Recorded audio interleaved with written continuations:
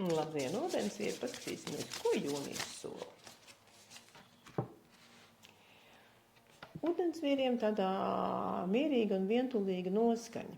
Jūnijā tā ir vajadzība pašam pārdomāt visu, pašam pieņemt lēmumu, pašam iedziļināties jautājumos, neklausīties apkārtējos, neiesaistīties apkārtējo viedokļu apmaiņā vai pamācībās, vai virzībā, vai ietekmē. Domājiet paši, izlemiet paši. Šī kārts iesaka arī mazliet attālināties no burzmas, no kņādus, no pūļu, no cilvēkiem un ļauties pārdomām, ļauties neapcerēt, tā kā drīzāk ar prātu izdomāt, loģiski izveidot struktūru, izveidot stratēģiju, pārdomāt savas lietas.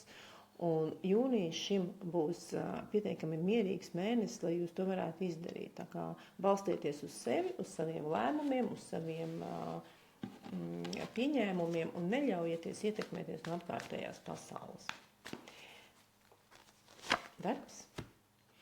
Darbā ļoti intensīva viedokļu apmaiņa. Redziet, pilnīgi pretēji kārtas nekā tā, kas bija iepriekšējā. Te ir vajadzība sadarboties, vajadzība darīt, rādīt, pierādīt, prezentēt, iesaistīties nevien pašam, bet iesaistīt arī apkārtējos cilvēkus un bieži vien kaut ko parādīt, pastāstīt, ievest, kādam parādīt kādu metodu, paturēt aiz rokas, ļaut pamācīties kādam citam, ja, tā kā nodot savas prasmes kādam citam cilvēkam.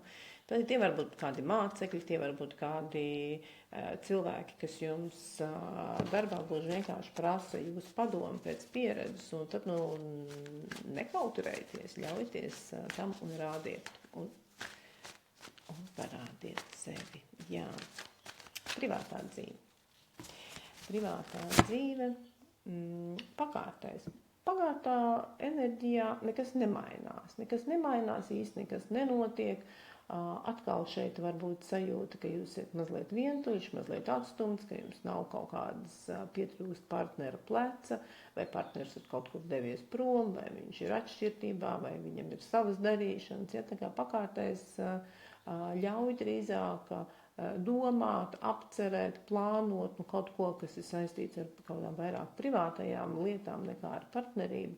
Partnerība līdz ar to neprasa nekādu sevišķu iesaisti no jūsu puses.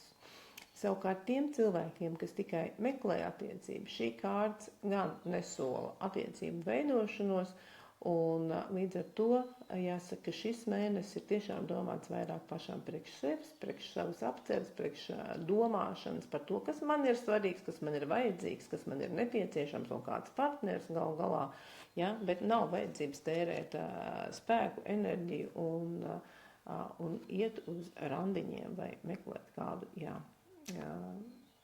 vietu, kur varētu iepazīties.